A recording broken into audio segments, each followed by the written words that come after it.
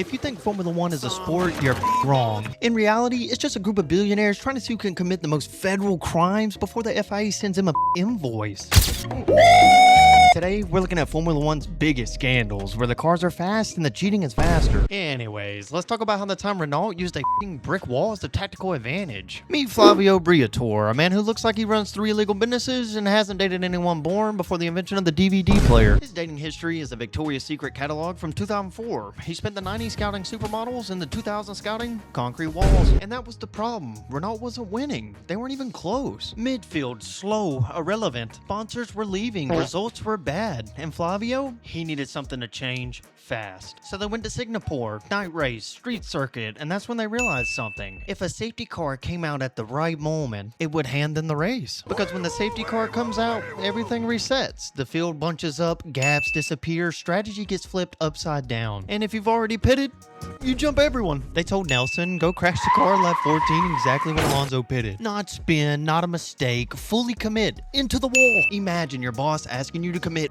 insurance fraud at 180 miles per hour. Accident my ass. Just as planned, safety car comes out, everything resets, Alonso jumps the field and wins. Until a year later, Piquet gets fired and tells FIA everything. Flavio gets banned, Renault collapses, and Alonso, he didn't know. All because someone thought crashing a car on purpose was a strategy. Hi, I'm stupid. Look, everyone knows Ferrari's supposed to be fast. It's the whole point of the car, right? But 2019 was different. COVID-19! Whoa, not that.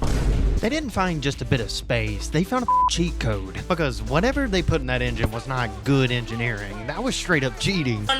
Stun, he can't use a stun. So naturally, every team turns into detective. Mercedes, Red Bull, they're staring at GPS data and they notice one thing. Ferrari's not better in the corners, they're actually kind of mid there. But on the straight, they're just gone, like half a second every single time. So Red Bull basically sends the FIA an email like, hey, quick question, what is that? Is that legal? Because we're pretty sure that's not legal. So the idea was this, there's a fuel sensor and it only checks the flow at certain moments. So people start thinking, what if they just sneak an extra fuel in between those checks? Spicy meat.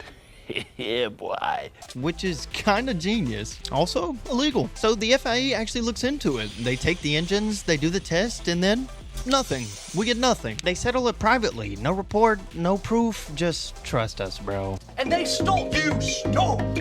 So in 2007, Formula One didn't just have a rivalry, it had a full-blown espionage scandal between Ferrari and McLaren. Meet Nigel Stepney, Ferrari's head mechanic and the man who decided to burn the whole house down. So he didn't just steal the documents or the blueprints, he allegedly tried to sabotage Ferrari's car with white powder in the fuel tanks. What is drugs? Why, you may ask? Because he didn't get a promotion. Imagine being so petty you try to blow up a multi-million-dollar team because your boss didn't give you a gold star? He meets up with McLaren's Mike Colin and hands over the 780-page holy grail of Ferrari secrets. This wasn't some Mission Impossible shit. McLaren got caught because they were too cheap to buy their own printer. Colin's wife goes into a local shop like she's printing a bake sale flyer with Ferrari Top Secret on the cover. The clerk sees the logo, realizes he's dealing with the world's dumbest criminals, and calls Italy immediately. This is officially the worst ROI in human history, outside of Lawrence Stroll buying an entire team just so his son could P18 every weekend. But at least he hit the wall on accident.